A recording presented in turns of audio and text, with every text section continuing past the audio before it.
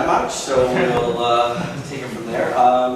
Want to welcome everyone. We're going to be talking today about what we call a PIBCO. And bear with me, I'm usually not that great with slides, so it's this way and it's that way. Yeah, that way. Okay. So we're going to talk about an ICO versus a PIBCO. We're going to take about 10 minutes on that. So could I ask a favor? I'm not wearing a watch, I'm carrying my phone. Yeah, can you give me 10 minutes, give me the countdown? And then, and what is a PIBCO? I'm just going to, because I'll use it a lot. We call it a public initial blockchain offering. We don't call it a token, we call it a blockchain offering because ultimately, whether today or down the road, whatever you're doing, it'll eventually connect to the blockchain. So that's, and we don't like the word ICO, and we certainly don't like the word ICO, which you heard used this morning. I never call it an IPO. Why would you call it an ICO, right? And it was funny, I was texting my team and not saying anything against it. Great. And then the next, oh, how did that work? Okay, I'm going to do it this way. So the next piece is we're going to build a PIBCO. So everybody here is going to be part of building a PIBCO. Where they're going to have somebody from your team present it, and then we're going to have 15 minutes of discussion. So it's supposed to be a workshop. You know, it's a workshop. So that's the agenda.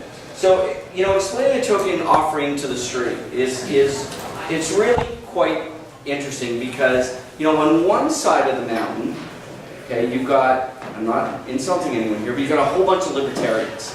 You know, like Snowden and the whole group. They all want free speech. They want no regulation. They want nothing to do with government. It's, you know, it's the whole situation. You know, the Wall Street's bad, and, you know, there's credit issues. There's all kinds of problems going on.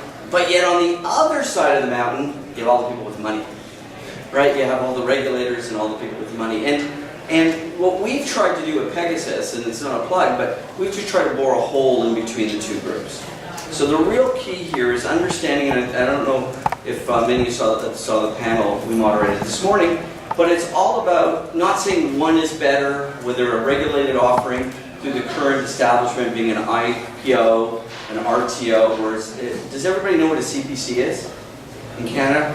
Okay, so a CPC is a capital pool corporation. I'm so old I was doing it at JCP, which is only available in Alberta originally. And what it allows, so how it works is people put a pool of money together, and then from that pool of money they look for a target acquisition. So they're a little public company that has just money in it and a whole bunch of shareholders. And they look for a target, then it becomes an RTO, reverse takeover. They buy the target for more shares than they currently have, they issue the shares, and by virtue of the target having the majority of the shares, the target owns the company, the public company. So that's what a CPC is. It was originally called a JCP, or Junior Capital Pool, which was out of Alberta, and then it became a CPC that was offered across the country. It's a great way. In the US they call them SPACs, and we do have SPACs in Canada, but this is a real baby SPAC. Now I will say to you, I am not a lawyer, I am not an accountant, and I've been accused of being both.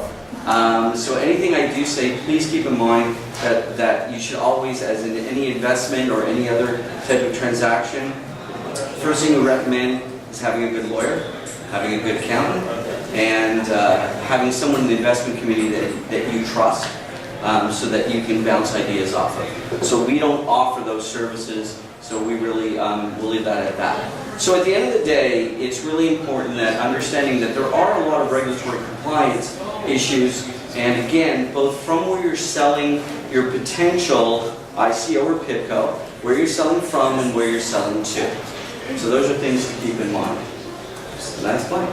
Okay, so what is the blockchain? Blockchain is, you've got a centralized model, you've got a decentralized model. So Amazon would be a centralized model, the AWS would be a centralized model, eBay would be a decentralized model, where you have many sellers doing something off a single platform, and then you have the distributed model, and that's the blockchain, right? And what's a great application for this type of technology? Well, if we look at, something like voting, you know, a decentralized blockchain application could be something in the voting, community. You want to vote for a project or even for someone into power. Because the blockchain offers you the ability to do really thin cloud storage. You can monitor the assets or the contracts, of the voting contracts. Record identity, and I think we heard a lot about that from IBM this morning. So the records and identity could be verified using blockchain. And payment remittance, or in this case, the tabulation of the voting could be managed. And at the end of the day, you could have a voting platform that's all on the blockchain. So what is a PIBCO? So we start off with a PIBCO as saying the token is a security. Now I know you're going to hear tokens utility, tokens this, tokens that. But at the end of the day, whatever type of token it is, we contemplate that it's sold as a security.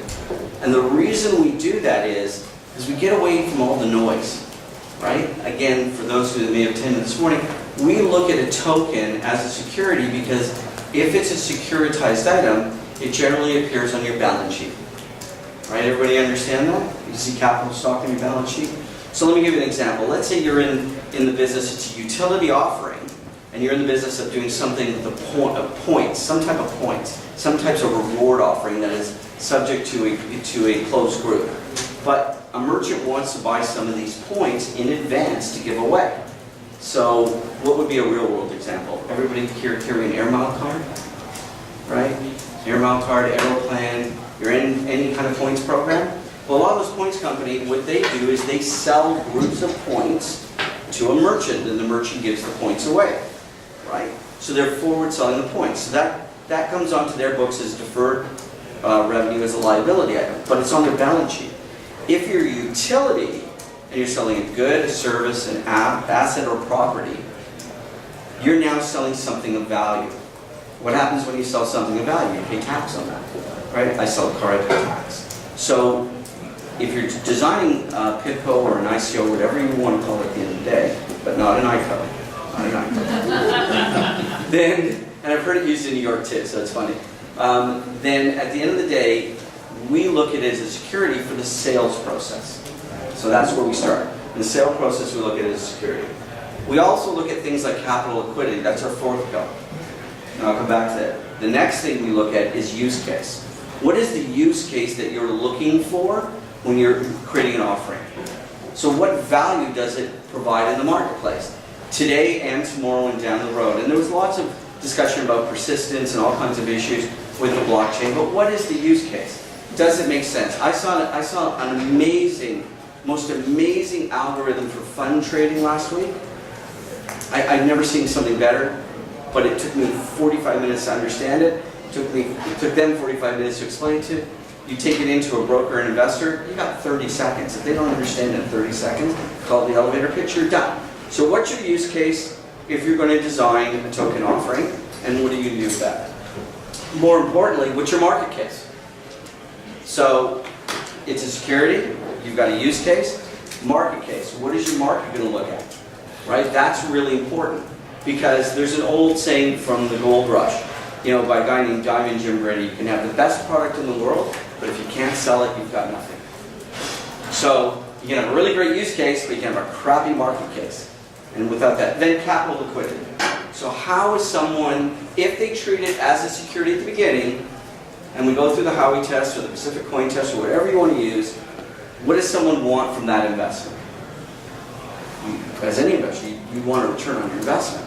So how do you trade it? How do you get it out? We have a bit of a proprietary process, not to go into great detail, but I would be remiss if I wasn't plugging us at this point in time, but we're bringing a crypto debit card to the table so that every single one of our clients who does a token offering, their token will be able to be liquidated potentially through a debit card process, either sponsored by one of the majors. So that's the way we look at a PIBCO. So now we're going to talk about building a PIBCO.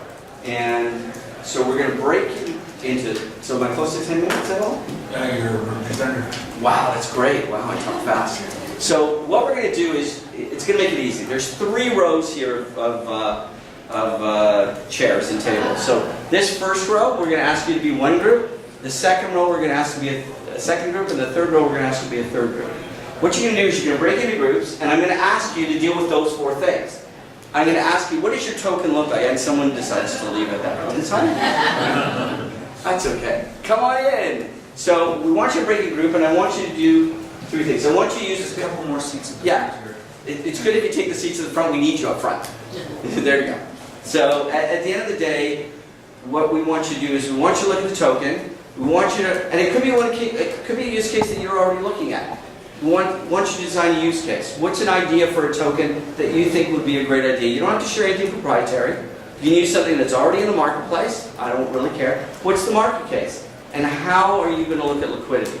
So we're going to take 15 minutes. I'm going to walk around, and I'd like you to, maybe, there's only 3 of you. Why don't you scoot over here?